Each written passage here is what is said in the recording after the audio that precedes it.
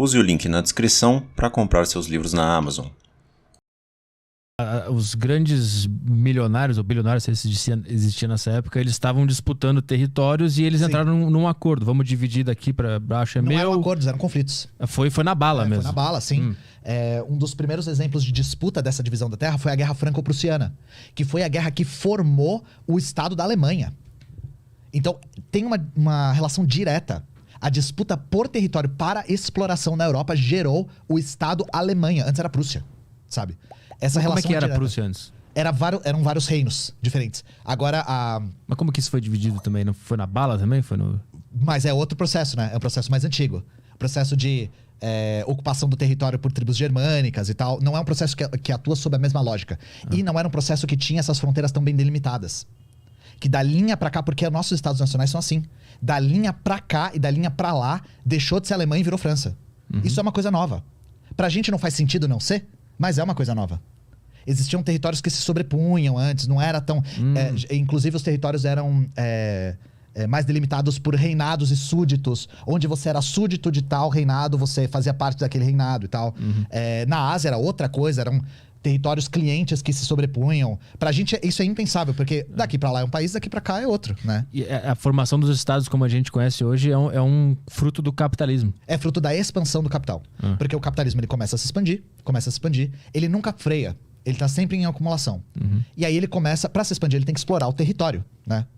Esses grandes conglomerados de capital começam a disputar qual território se pode explorar. E aí começa a se formar essas delimitações para delimitar onde se pode explorar o quê. E isso gera muito choque, inclusive nas colônias. Nós temos o direito de explorar esse país da África e vocês não. E aí começam choques nas colônias. Choque nas colônias na Ásia, etc. Uma das coisas que fez com que a Primeira Guerra irrompesse, na verdade a principal coisa que fez com que a Primeira Guerra irrompesse, foi essa disputa por exploração do território entre grandes conglomerados de capital. Representados pelos seus estados, claro, que são estados burgueses.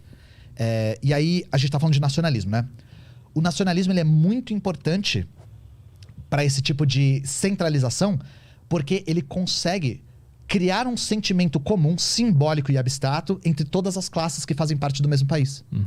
Então, nós comunistas, a gente defende uma consciência de classes. Sempre defendendo que nós fazemos parte de uma classe, nossa classe trabalhadora, e os burgueses fazem parte de outra classe.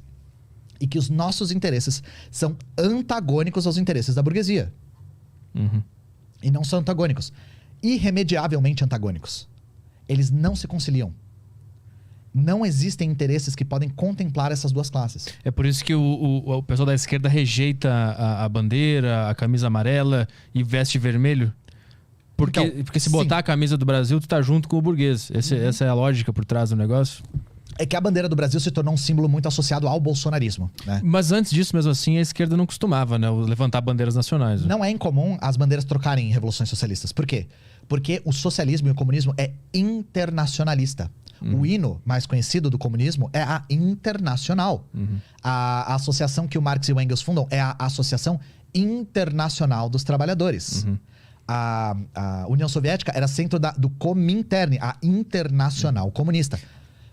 O lema do marxismo é trabalhadores de todos os países unidos. De todos os países unidos. Porque o que nos une é a consciência de classe. E não a bandeira, o hino, a história idealizada, comum de um passado idílico que nunca aconteceu.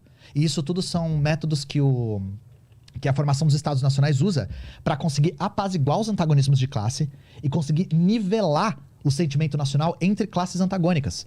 E aí eu nem tinha entrado nesse mérito. Uma das coisas que é usada para além da bandeira, do hino, é a história. Sim.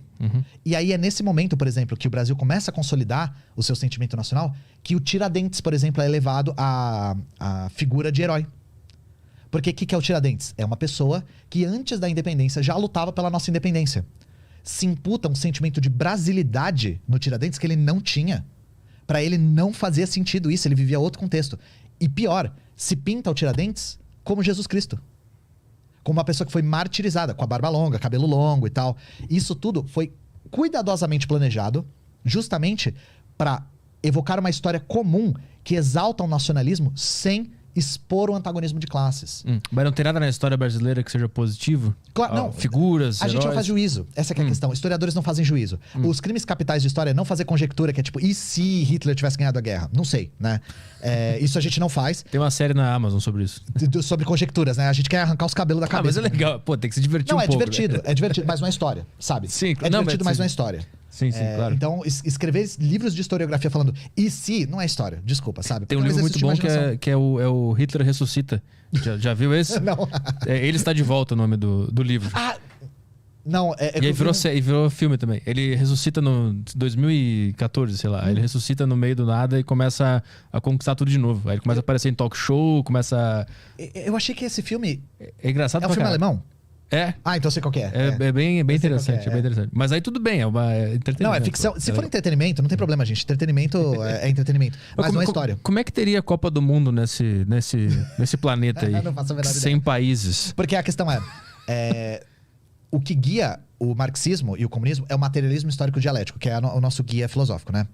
E o materialismo, ele é uma análise da materialidade real. Qualquer coisa que a gente for falar sobre como será, seria nada mais, nada menos do que idealismo. A gente tá idealizando o futuro. Então, pergunta... Eu sei que isso cria muita ansiedade, mas muita gente fala assim... Pô, mas vai ter maionese no socialismo? Eu fico tipo, bicho, eu não sei, cara. Tem que saber, pô. Como é que tu vai me prometer um negócio aí? Como é que eu vou saber se eu voto em ti ou não? Outros avisos, para você quiser interagir aqui na live hoje. Tem o link que tá fixado no chat, para você mandar as mensagens na plataforma do flowpodcast.com.br. Você pode mandar as mensagens através das Sparks, que são as moedas lá da plataforma. Você também pode mandar mensagem pela sacocheio.tv, o link também tá na descrição. Os assinantes da Saco Cheio TV têm acesso ao grupo do Telegram. Então, lá no Telegram, você pode mandar mensagens pra gente. Aqui a gente vai ler sempre o Telegram primeiro.